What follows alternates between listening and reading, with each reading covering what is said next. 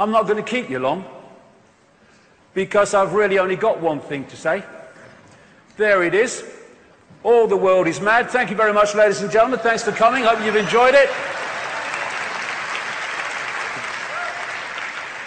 Well, I'll put a bit of detail on it, but pretty much that's it. And you know what? One of the great breakthroughs is when you realize, as you awaken, it's the world that's freaking mad, not you. That's the breakthrough. And so we have, I love this. I tried being normal once. It was the worst 5 minutes of my life. And if you're considered sane and credible and normal to a world that is insane, then you've got a problem. So, welcome to the crazy ones today, to Wembley and from around the world. As Krishnamurti said, it is no measure of health to be well adjusted to a profoundly sick society. And this great guy, Frederick Douglass, a great campaigner in America against slavery. I prefer to be true to myself, even at the hazard of incurring ridicule, don't know what that's like, rather than to be false and incur my own abhorrence. When it is uncomfortable, when it is unpopular, even when it is dangerous to speak the truth, is precisely the time that truth should be spoken. And this is precisely the time. And it's very easy. It's a great saying, this, not mine. It takes nothing to join the crowd. It takes everything to stand alone. That's when the true self expresses itself. And standing alone also in a world of clinical insanity. When crazy is the new norm. And if you're not crazy to the system, then you are not playing the game of the system. And it takes some standing up with all the tidal wave of pressure to conform. And that's an image you're going to see quite a lot of. Because this world is mad because it's run by crazy people. Not only people as we would perceive human people, it is run by crazy other kinds of people in other kinds of dimensions.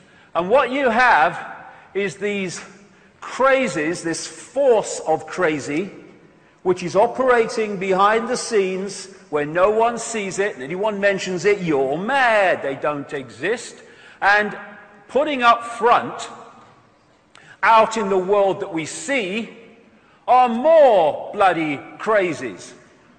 We call these people politicians, for instance. Crazy people who think that pepper bombing cities of civilians is protecting them from violence. Did I miss something? There's Hillary, another one of them, another crazy, wants to kill everybody and maim and slaughter. And then, these are some crazies. These are the people that lend us money that doesn't exist and charge us interest on it. But who's crazier than them? We stand for it. Enough. Enough of standing for the crazies. We have doctors who are arbiters of life and death, health and ill health, who don't even know what the human body is, never mind how it works.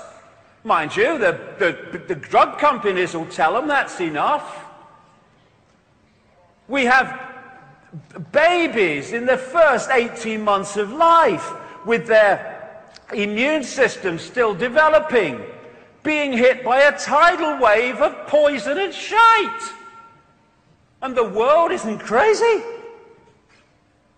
We have teachers telling young people to believe what they were programmed to believe and what they must teach if they're going to keep their job in a state-imposed curriculum dictating what's right and wrong, historically true, and all the rest of it. So we turn out young kids, bright wonder of the world, this new world they're in, bright thinking, imaginative kids, and we put them through a sausage machine and turn them out the other end. And I tell you what, the very fact that so many young people are waking up and seeing the system despite going through this shows the power of consciousness over programming.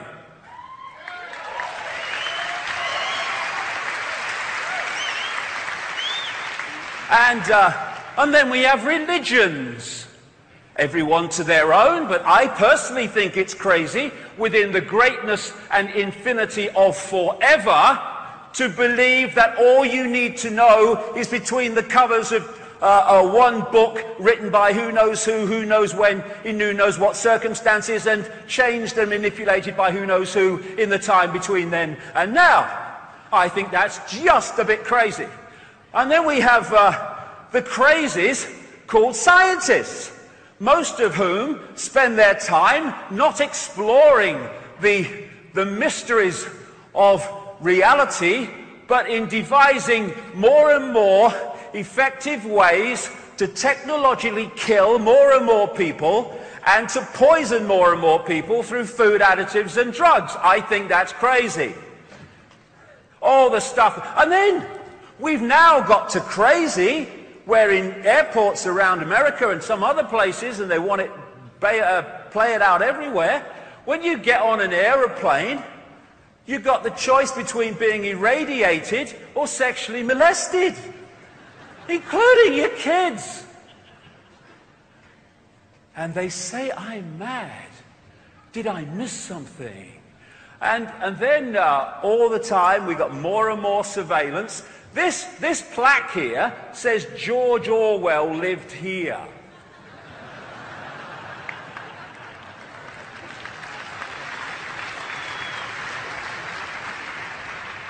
And now, do you see that story the other week? More than 200 schools in Britain have got surveillance cameras in the frigging toilets and changing rooms. The world, crazy is just not the word. Have you come across these intelli streets? They're now introducing them. Intelli streets, they have not only the ability to bark out orders to you through the technology involved, but they can not only listen into your conversations in the street, they can record the buggers. And then they've got all this kit in the sky. We have legislation now in America, land of the free, where the president can and the military can arrest anyone they want and keep them without charge or trial or public evidence when they think they are a suspected terrorist. Who decides that? The people that arrest them. And then we have Mr. Nobel Peace Prize. I collapsed once in a hotel room. And I woke up, I wondered what the hell was going on, and I got my kind of mind together, and I thought, what happened? And I thought, well, the telly was on the news, and the last thing I remember hearing on the news was Barack Obama's won the Nobel Peace Prize, and then it all went bloody black. I mean, mind you, Nobel, what did he do? He made explosives or weapons, I guess, you know, topsy-turvy world. And now he can sign lists, does all the time, and then they go and kill people, including American citizens, without anything in terms of a judicial process. And this is the craziest thing, isn't it? The biggest terrorists on planet Earth live in the political centers of power, like Downing Street and Washington. The biggest terrorists on Earth have the nerve to run a war on terror. All they need is a friggin' mirror. This wonderful, wonderful picture. You talk to people through your life. How many people want war? How many people want to see people slaughtered? Some morons, yes, but how many? Very few compared with the population. We don't want war, but we have them. one after the other, because the crazies want them. We have given our power, human race, to the crazies who sit in front of computer screens in Air Force bases in places like Nevada, and they press their buttons, and thousands of miles away, their drone aircraft send out missiles. Oh, I've got one, Bill. I'm on the next level now. And this is what's happening at the other end. Thousands of civilians being killed.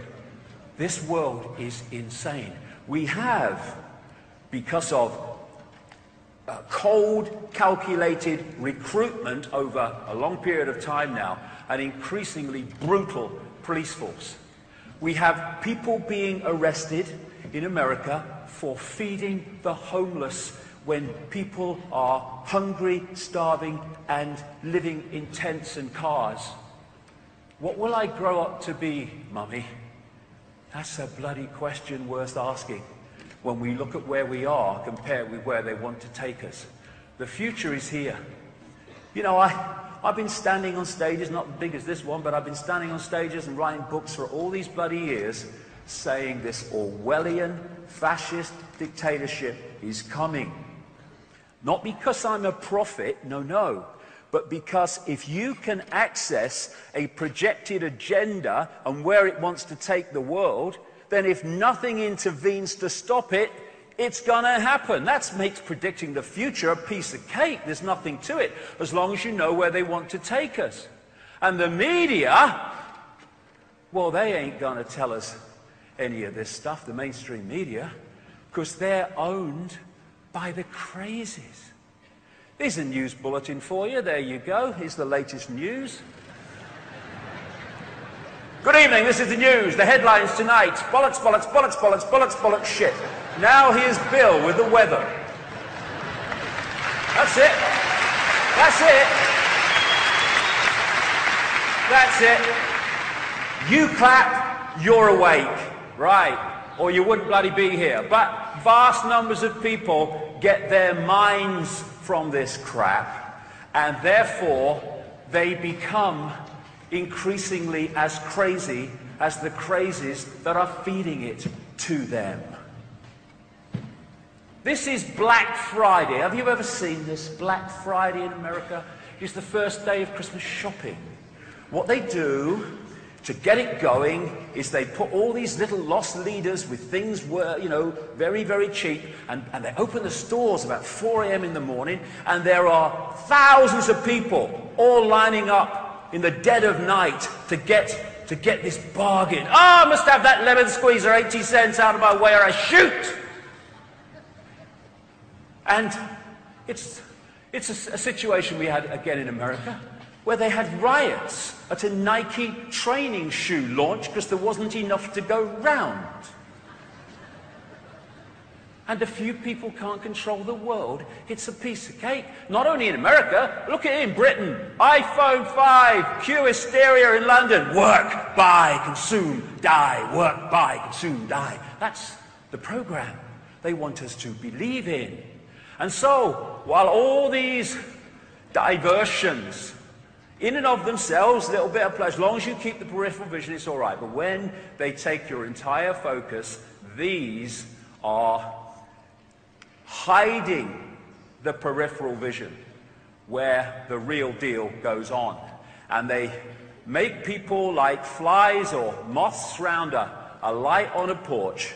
They're so mesmerized by the diversion, they don't see the guy creeping up behind them with a swatter to smack them on the arse.